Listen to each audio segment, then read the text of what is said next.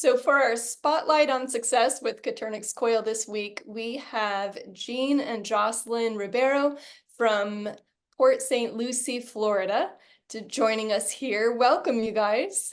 Hi. Thank you for having us. How did you guys get started with quail? Well, Gene's story is a lot shorter than mine. He's from Brazil, and everyone there had, farms and all that kind of stuff. And they provide for their neighbors and their friends, the whole It's street. a lot more lax. Yeah. And so he always said when he got his own house, even though, he's in the USA, he had backyard chickens out in Boca Raton at the time. He always said that when he got a house that he was going to have chickens, he was going to have quails, he was going to have a garden. He's very self-sufficient and stuff like that. So he said, once I got it, that's what we're doing. And he was not wrong.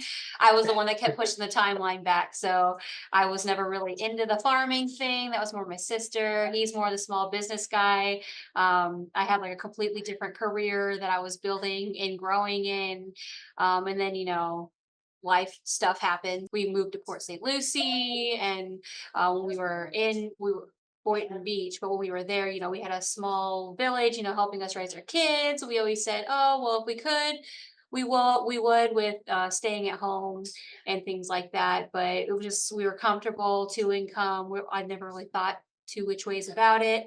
And then when we moved up here, there's a lot of things that were telling us, like God, telling us to go home and to do things at home. So eventually I moved into trying to be remote with the kids, trying to maintain, the two income household type thing.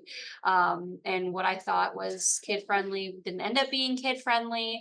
And, what are we doing all this for with our family if we weren't going to be there raising our kids with them and stuff? That just wasn't fair to them, So I parted ways with that.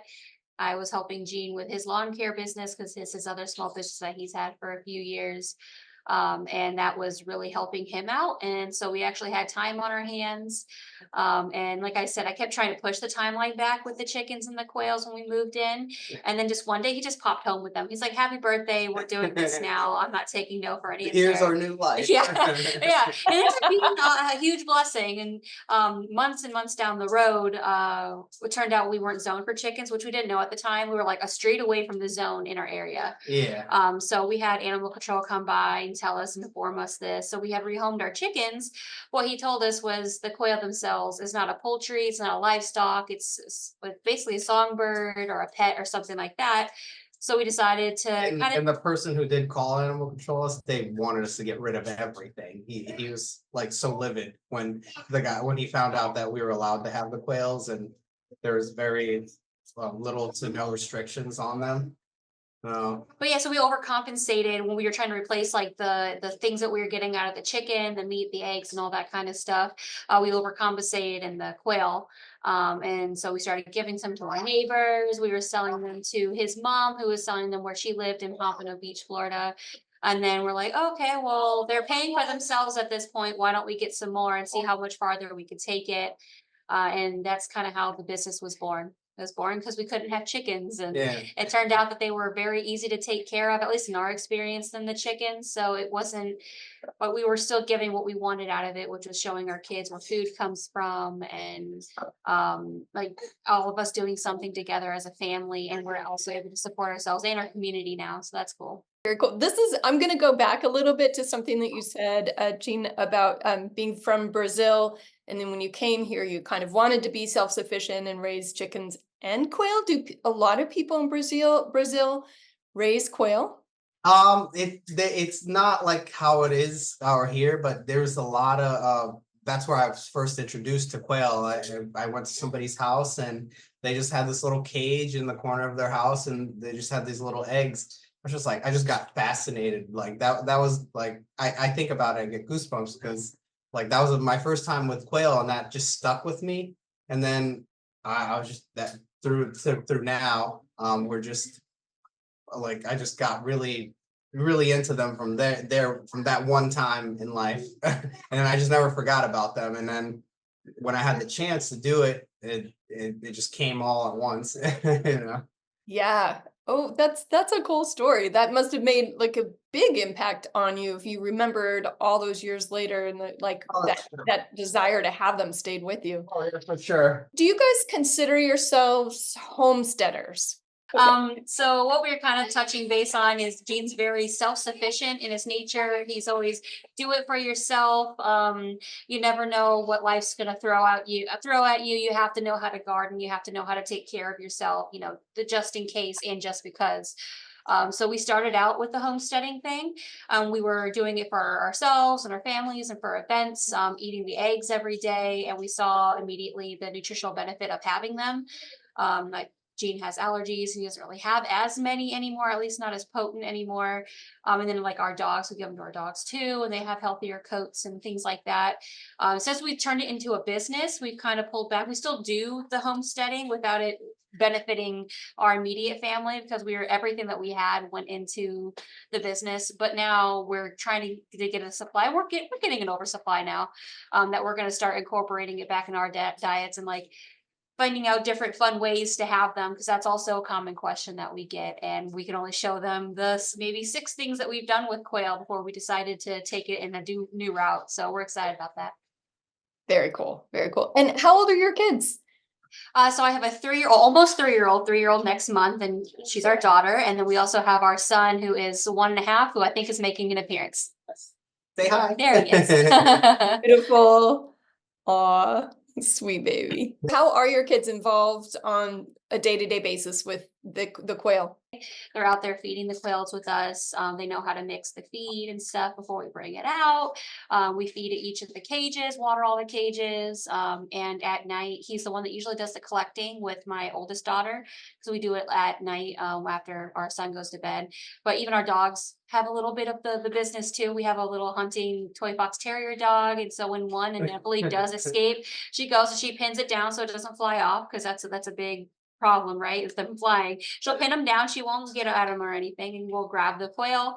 And then also our big dog just likes to kind of slurp after our 3-year-old. If she drops an egg or something, he just kind of picks up the scraps. So everyone kind of has an in on it, and that's just the day to day. But we do everything. So we do the incubating, and we have special songs for like different things. Sing happy birthday to them when they come out of the incubator and into the brooder. Oh, that's Um, adorable. it's so cute. We have made up songs. We'll build cages and stuff with them, and we'll bring them from the brooder to their outside cage when they're ready, and we have songs for that. And they help build the cages, and they come with us to the farmers market too. So that's kind of our main source of reaching out to the community is our farmers markets, and we have 2 of them a week. And they're there with us, and to a point where our neighbors, if they don't come with us, they're like, "Oh, where are the kids at? Why are they not here?" Because everyone just enjoys them being around, And like that's at 3 and 1.5 years old that they can be involved. They give out business cards. They take people's sampling scraps and put it in the trash for them.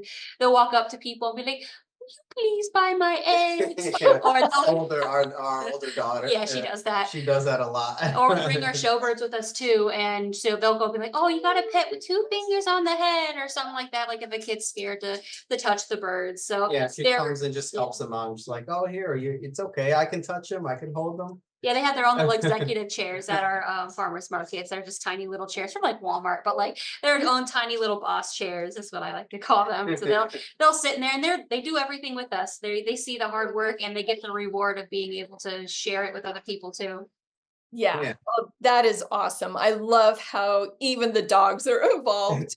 Jocelyn, I wanted to ask you, so you were working from home remotely with the 2 kids, and how have things changed now that you guys have a quail business? And there's like a whole bunch of outside forces that turned into this quail business, and I can derail for a whole hour on the little different nuances, like growing up, that like tells you that this is the thing you're supposed to be doing, right? But I had a career set up. I was a scientist. I was climbing that ladder, and although I still enjoy it, and like all the science world type stuff, I wasn't getting my family life that I had wanted. Especially I was traveling so far, my days were so long, and neither me or the kids were very happy on the arrangement, so, Yeah. or him, Yeah, it was just, we were putting up a lot of work, and then our family was just getting more and more far apart, Stressed out, and it was yeah. just more stressed out. So I tried the work at home thing. So I found a company that said they were kid friendly. I made sure before, I left my career that would be something that I could do both, because we were trying to maintain the 2 income household. because we thought that was the comfort that we needed and wanted. And then it turned out that was very stressful for me and the kids. It wasn't as friendly as it was advertised to be. And like that with other things that were going on at the time, we just decided not to do it anymore. So then I was just kind of thrown into the stay at home mom thing. But like he kept his promise. He always said that if I could, I would. And so I'm just going to continue to try. And it turned out I never needed to look for another job after that because he had his lawn care business was doing really well.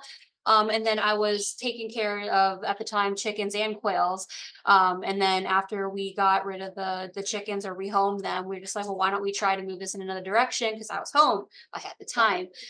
So that, and also in conjunction, it was like a lull in his business for like, was it a month or two? 2 months. Yeah, So 2 months. we had a really bad dry season down here in Florida, I heard. and nothing was growing, and it was just really Yeah, bad. but silver lining and everything, right? So we had to get rid of our chickens, but that gave us our business. And then he had to have a drought in Florida to turn it into something that can kind of walk on its own feet. So I can manage things while he manages other things. And that just became our routine, and that routine became the business. Yeah. Wow, what a journey. That's Oh, Yeah. oh yeah.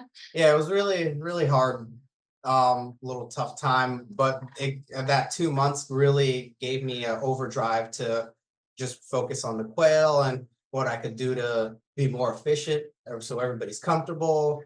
So that I'm super thankful that that happened, because then we wouldn't be here today if we didn't have that drought. It was a drought, but it was a blessing in the end, you know. yeah. I love your positive attitude and the way that you view that as a, catalyst for change, for good change. Exactly. Sure. Yeah, Yeah. no, I did not want to, like, at first, the beginning, I was like, yeah, it's what's going on, and then I saw the light at the end of the tunnel with the quail stuff, and I was just like, all right, this is the time for me to focus. We were already super into it anyway. And so we are super passionate about showing our kids and anyone who wants to listen, really. So we're like, well, if we like to talk that much, why don't we go out there and start talking to people who are more interested than maybe our kids are, right? Yeah. Yeah. We've had cases where we would talk to birds to our son and he'd like fall asleep in the high chair, like, why are we still talking about this? So Just like, okay, we've heard about quails for a whole week straight. Yeah. Let's just talk about something else. That's awesome. What's the biggest reward in raising quail for you?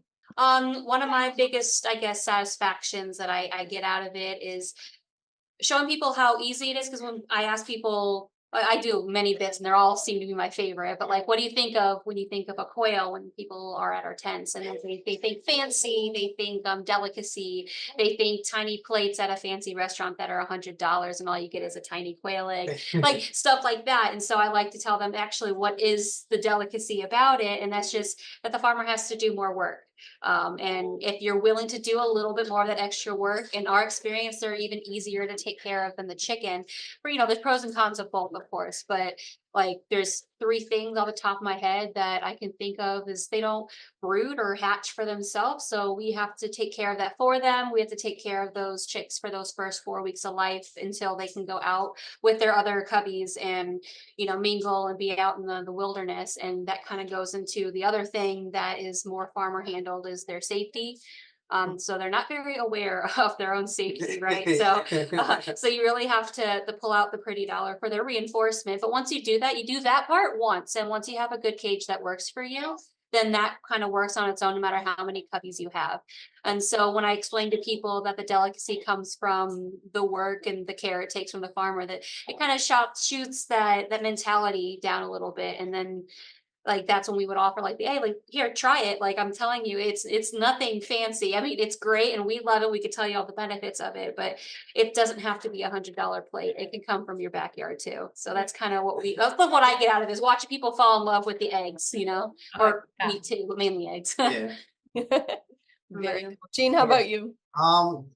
Just being out in the community and just really teaching people, that's really what brings me the joy. And I found that out once I stepped foot into the farmers market, and I was just ranting and ranting about quail, and everybody's like, this is a crazy quail guy here, or like he won't stop talking about it. But like I just love just showing people like, hey, like this little thing is packed with nutrients and like it's a little better than a chicken egg. It's just a little tiny. And once people get over that hurdle, I just love like when little kids try it for the first time and then they have to drag their parents back to our booth and they'll go through the whole farmer's market and then they're like, I want the quail eggs, I want the pickled quail eggs, and their parents are like, really? Like we have so much other options, and you like the quail eggs?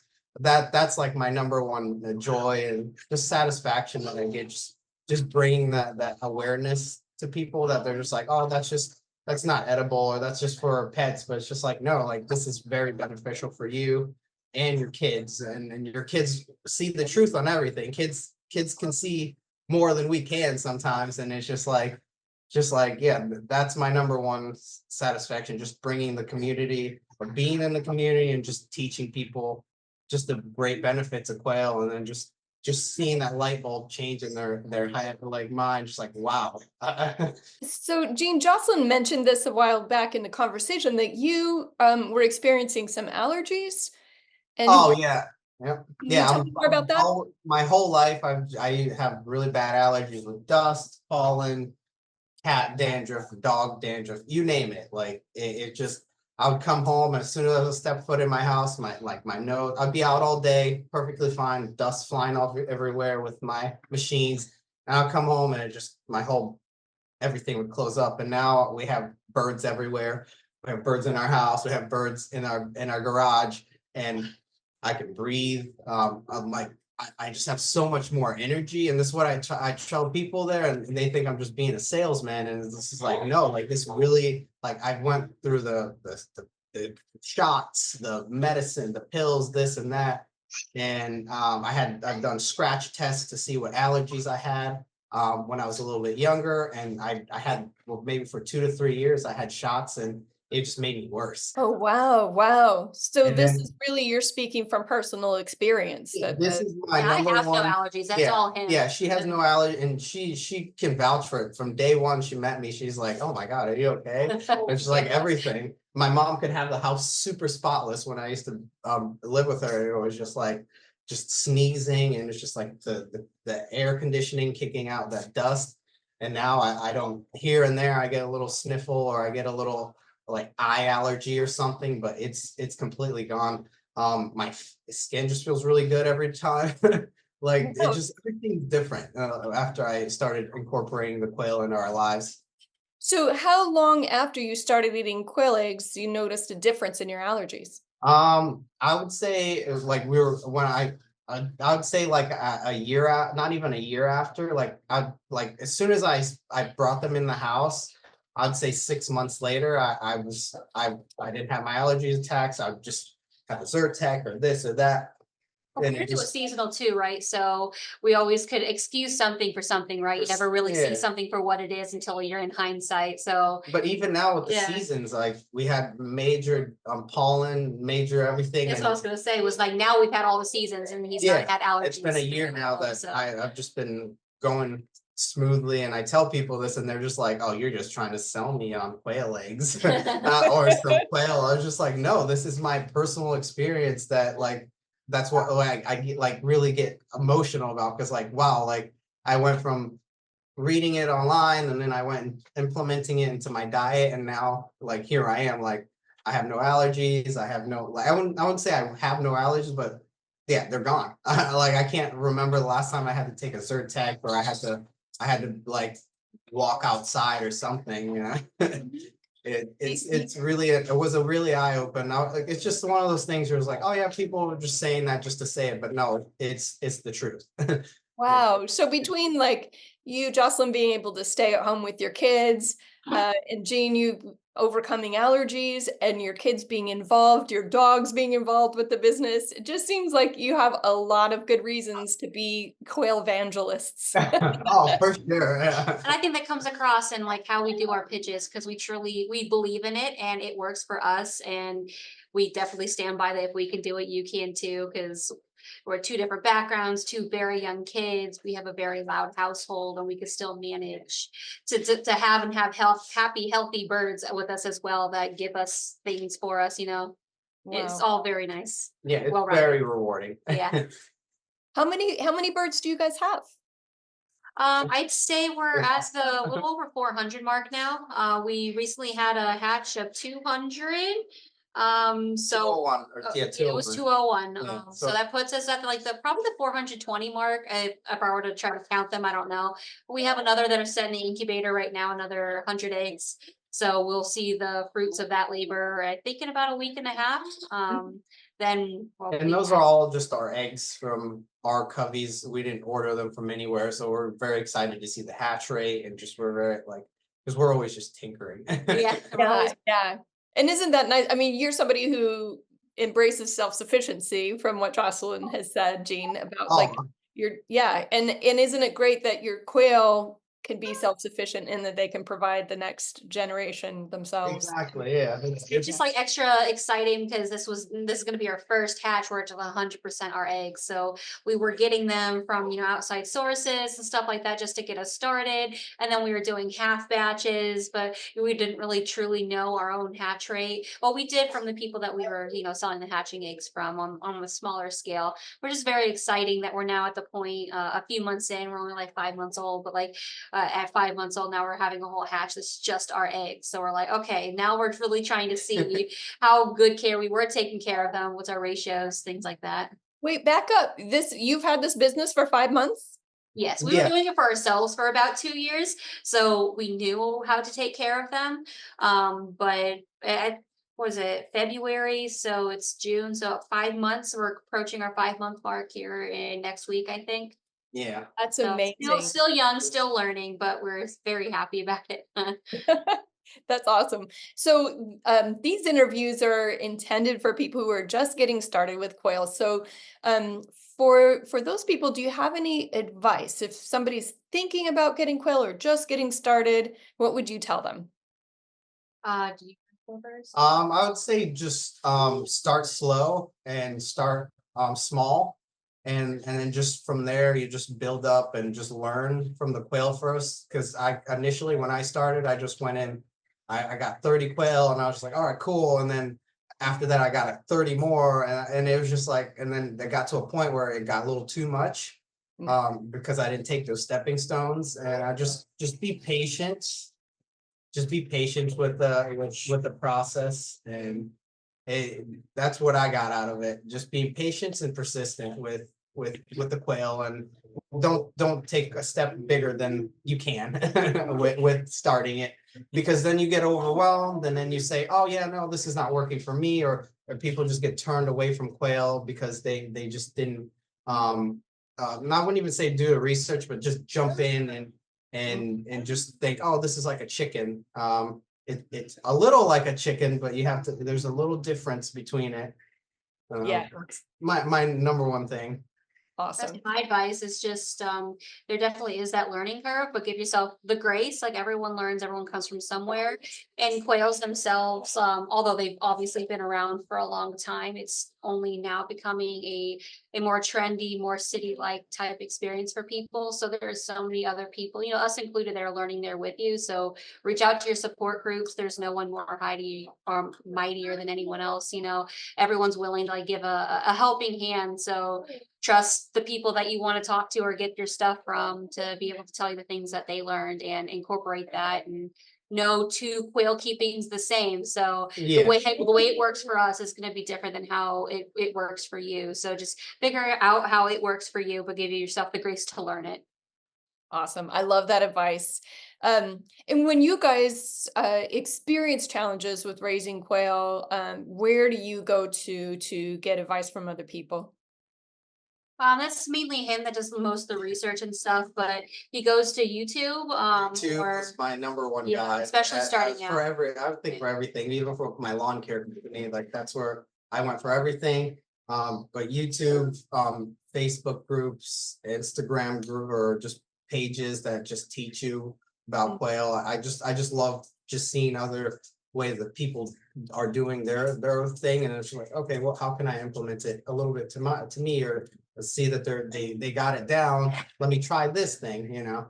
Yeah. And your resources can come from unlikely sources. So when we were learning the farmers market stuff, we were pulling ideas and collaborations from people that weren't quail or even food places. So like just keep an open eye and learn from everything around you. It doesn't, you don't have to learn everything from a farmer, although that's very helpful. Like if you don't have a farmer around you to learn from, you can also learn from your neighbor and how they're doing their lives, and how can something that they do help you out too. What have been your biggest challenges so far in raising quail? Just the biggest challenge from day one was just the predators, and just making sure everything was together, and making sure we had the right equipment, and then just the hurdle, or just what we just be persistent with their safety, because if you don't have quail, you don't have any supplies, both for the eggs or the meat. So like that was my number one that hurdle, and I'm still getting over that hurdle now. And I'm still learning. It's every day you're gonna learn something new. From when you think you just have everything correct, something arises. Yeah, the quail have a way of teaching you how to take care of them better. Oh, for Absolutely. sure. They're hardy birds, don't get me wrong. They're not great at their own safety. So as long as you can do that bit, that Yeah. was a challenge. It was a- What kind of predators do you guys have there in Florida? Oh, well, we're right everything. next to a nature preserve, so I Yeah. think we have a little bit more than like other people that would What? in South Florida. But I think our first and biggest one was right when we first started, when we knew nothing about much of anything. But we have bobcat. That was probably the most traumatic one so far, and that's what we started right out the gate with. But some recurring Wait, pests. you guys had a bobcat come Yeah. into your backyard? Yeah, we have a camera in our We have backyard videos and of watch. it. Yeah, so we were like, "What the heck happened last night?" And there were just feathers everywhere. We'll send you that video, and it was like a whole thing. It wasn't like this was after he kept coming and coming for weeks. Even after I reinforced, I did everything, he would still come and try to get at the cage and lift the cage up. It was really That's weird. definitely It's our like, hardiest ones, but we consistently have like hawks and crows and owls, snakes, mice, like some of the more common stuff. But definitely the big shiny one was the I've bobcats seen that we like we had like a experienced, yeah. 2 foot owl. I've never seen an owl that big in my life. Like a bird just kept dying. I was like, what's going on? And he was able to we had the hardwire, but he was still able to hurt the birds. I don't know how. And then I had to get Wow. the thin hardwire, because he was just, I don't know, owls are smaller. And that was, Yeah. I think, our biggest besides the bobcat, that was our biggest problem, was the owl. And right now it's just the crows. Yeah. The what? Oh, the The crows. Crows, yeah. But Yeah. usually so far the crows is if we make a mistake, the crows are right there to catch it. Yeah. So we have to be quick and swift on managing our own mistakes, because of course we still have them. But yeah, we have hawks and crows that I think make a nice nest right across the way. There's like a house lot that isn't broken down, so it's just wild trees there. And like I said, we're right next to a preserve, so Uh, It attracts everything. we've got a lot of things around here. wow. Oh, well, it has been so wonderful talking with you guys and getting to know you and your family. You have beautiful children, and I'm just really inspired by your story and where you are, and I can't wait to see where you go with this in the future.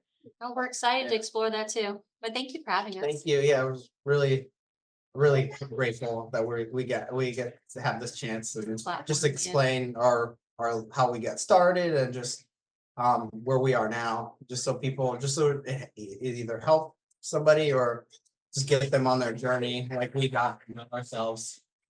Well, you've definitely inspired me, and I really want to come to Florida and go to the farmers market just to see your daughter, If you like, do, come by passing us. out the business I'll cards. take you around. And we have there's a lot. Every town has a farmer's market. I'm assuming it's everywhere, but I don't know if just now that we got really into it, like we see it everywhere, and people come to us and just like, oh, come participate in our farmer's market. And that's like every other month or so, somebody contacts us, and they're like, oh, you guys would be great, or we heard about you guys, and I think you guys would be great at this farmer's market. And it's been fun. And just meeting new people. I think that's really I just love community, and And that's something we're missing right now in today's society. It's just like everybody's forgetting how to be community, and we can't help, or we can't do everything by ourselves in life, you know? Yeah, So so true. we So gotta true. turn to our community and just be nice to each other. Yep. And that's one thing I love about the Quail community is everybody is so welcoming and so willing to teach and learn from each other. And yeah, and you guys And are even if a they don't wonderful know part. everything, that's what I find very welcoming is like not everyone knows any one answer. It's just so many different ways to keep them and like not my way is not perfect. No one's way is perfect and it just works for them. Just how adaptable everything is. That's very cool. And tell me the name of your business. Quail Quest. Yeah, Quill Okay. Quest LLC. Yeah. Okay. All right. So if somebody wanted to go visit you online, they would go to, Facebook, we're gonna be making a website here soon, but Facebook and farmers markets is where we're at currently. So if you're in South Florida. Instagram too. Our Instagram, we're trying to get more traction on there, but it's doing its own thing. It's really fun just posting on the dailies. We get interactions every day, and from questions to just people like, oh, how did you Interested, start? Or yeah. just interested in the products or whatever we're doing. We're just really trying to show everybody everything you could do with the quail in a sense. all right. Well, if you would like to visit the Quail Quest website and Facebook page, I will put those links below. And awesome. Thank you. I look forward to chatting in the future. Thank you. Bye bye. Bye, guys.